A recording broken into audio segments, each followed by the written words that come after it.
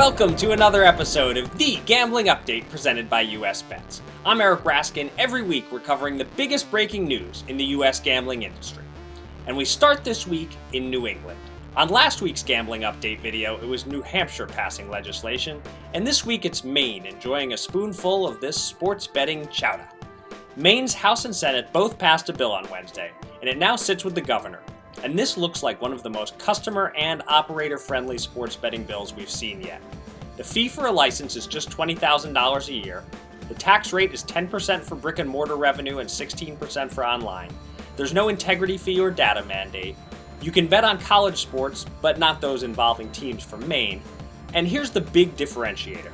Unlike in New Jersey, online sportsbooks won't need a land-based partner.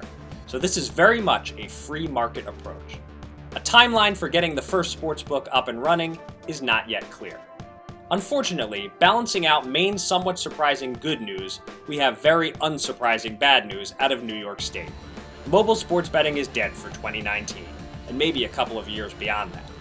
Although online betting proponents felt encouragement on Monday when the Senate passed a sports wagering bill by a vote of 57-5, that's as far as it went.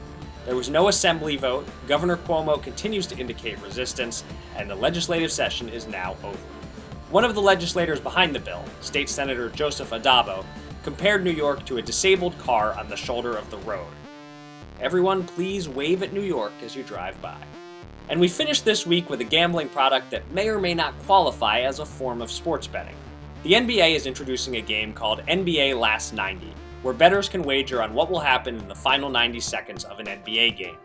The catch is, the game in question is a virtual game, a computer simulation using real NBA footage from the past. It's like betting on the between innings animated races on the Jumbotron at a ball game. But hey, to each their own. The NBA thinks it has an appealing product here, and the folks behind it are hoping it will be legal, even in states without sports betting laws. That's all for this edition of The Gambling Update presented by US Bets. We'll see you again next week.